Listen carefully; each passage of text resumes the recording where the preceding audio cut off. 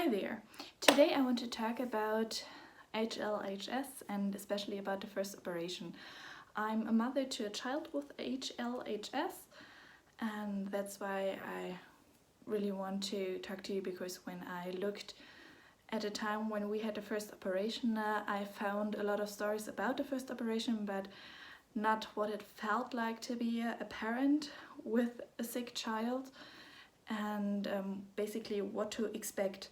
And I know you can't compare every case with each other. That's why I'm only going to tell you our story, and I think I will give you a really rough outline of what happened when, because right now I don't remember all the dates anymore, so I'm sorry for that.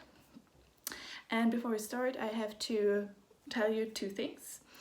First of all, as you may have noticed, I'm not a native English speaker, but I chose to speak English so I could reach more people. And second of all, I have no clue how to film, so I'm sorry, basically. Okay, I already did a video where I told our story about getting to know or getting diagnosed with HLHS. And that is in so far important for this story, as you need to know we were in emergency and we got diagnosed on the second day of his life.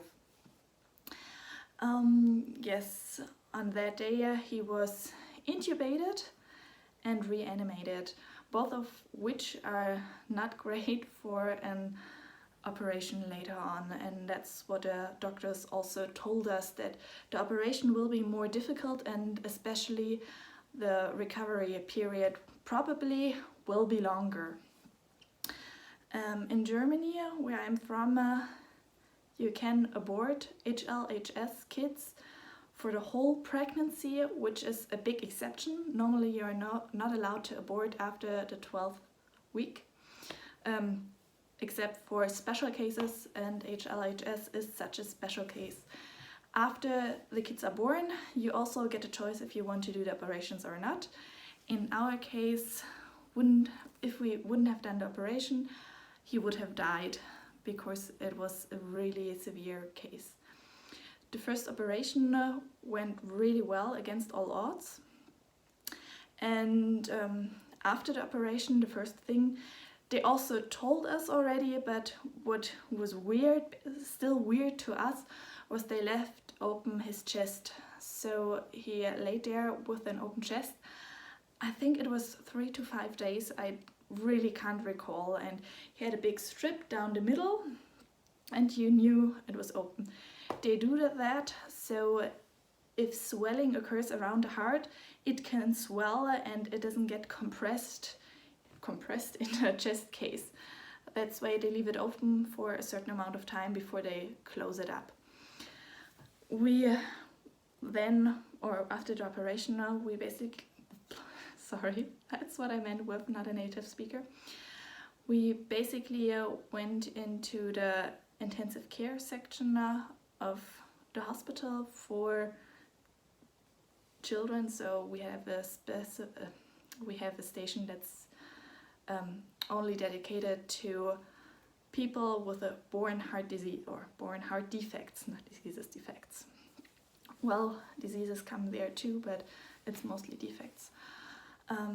Yeah, so that was weird, and what also for me it was really, really hard, because the first 2 days the first 2 days of his life were really nice, and I got him to breastfeed and everything was great. And as soon as we got diagnosed, I started pumping milk, and after the operation we gave him milk. So the procedure is like they have a tube that goes to the stomach, and it's tube feeding, but because they're seduced, they can't process any food, or teeny tiny amounts probably, but nothing that would be really worth mentioning. And so if you want to feed them, you first have to get everything that's in the stomach out. So you pull it out via syringe, and then you get a new syringe with whatever food they are giving your child. In my case it was milk, breast milk, and there are different methods to get it into the stomach again. And if we were lucky, we could do it by ourselves, but most of the times the nurses did it. By the way, we had a great team of nurses and doctors, and they were really, really awesome, basically. They were really calm and explained everything to us. We could ask them anything, and that was really great. Yeah, so basically we just sat there next to him, and I remember especially rubbing his hands and his feet because everything was swollen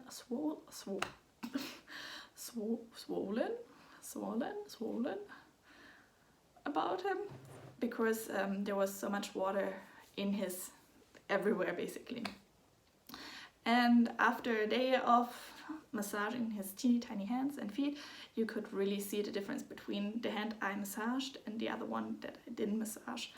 So the next day I went to the other side, and they also moved him slightly so that he doesn't get those pressure wounds they can get if they are lying too long on one side or on their back.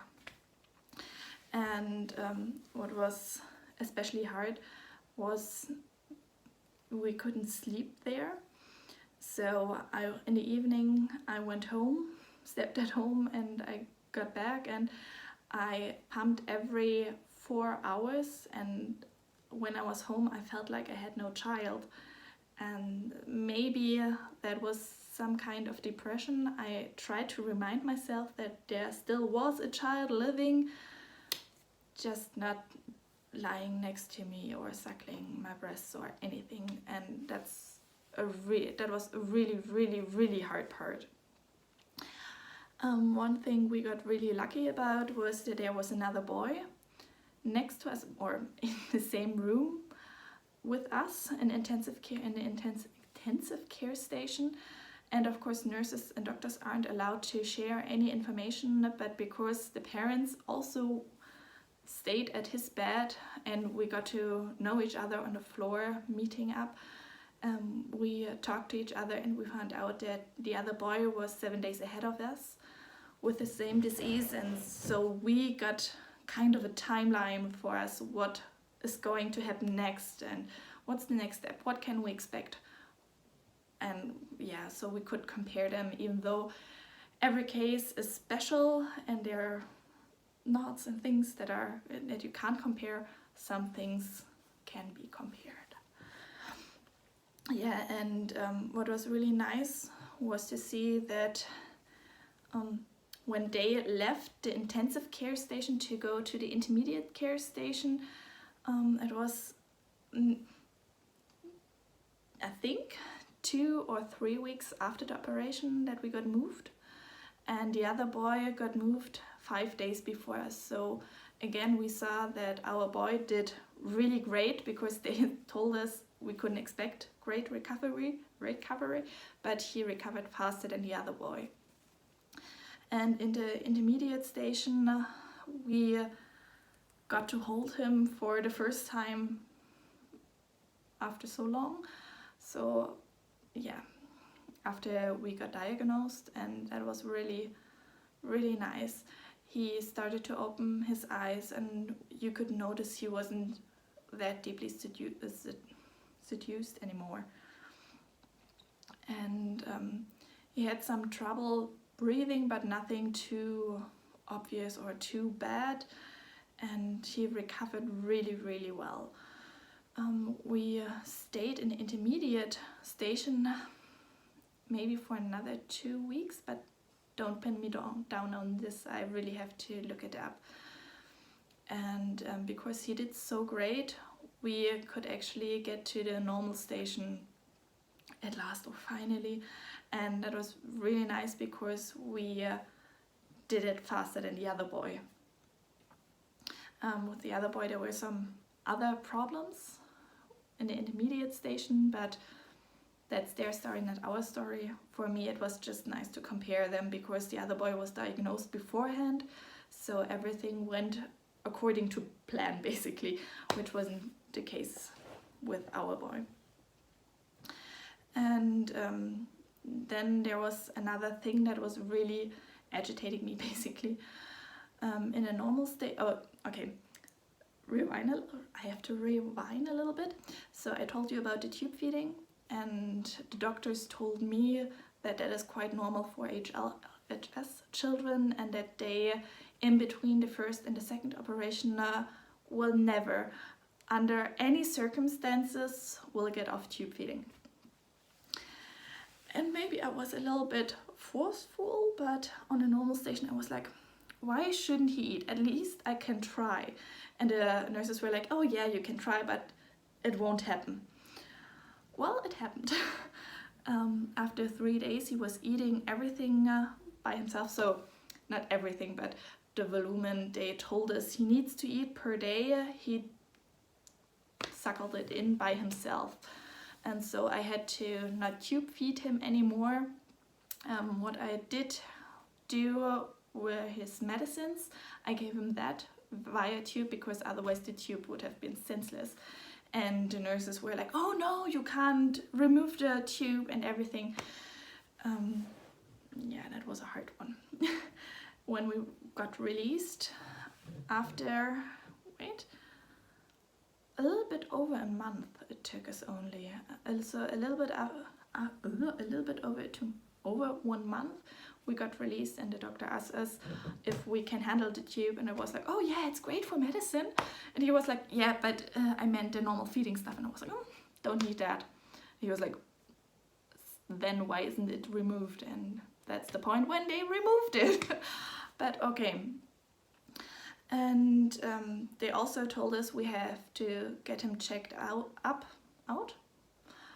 quite often, and that it could happen that we need to go to the hospital in between the 2 operations, which we ended up doing, or needing to do, which really sucked because it was over Christmas and so the New Year's Eve, and it was really awful.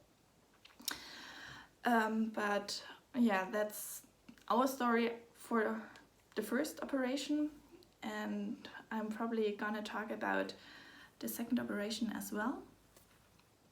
I hope that gave you a little bit more insight in what it felt like and what we did. If there is any advice I could give a person who undergoes this right now, it would be a really stupid thing, I'm sorry.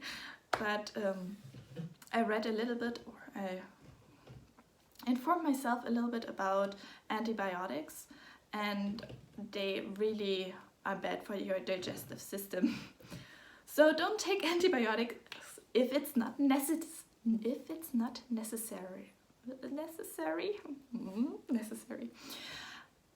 But in case of operations, it is necessary, and that's what I've truly and fully understand on support, and so necessary there. But if you give them antibiotics, you should also give them bacteria for their digestive system, and that's what we are going to do on his next operation. That will be somewhere, and yes, so that's one of the things we are going to do better. Okay, that was it for now, and I hope it helped you a little bit, and it gave you a teeny tiny look in what happened after each other. So first intensive care, then intermediate care, then normal, and then after 1 month wait, and I think 10 days we got released from the hospital for the first time. Okay, thanks for listening to my rambling on, and hopefully see you later.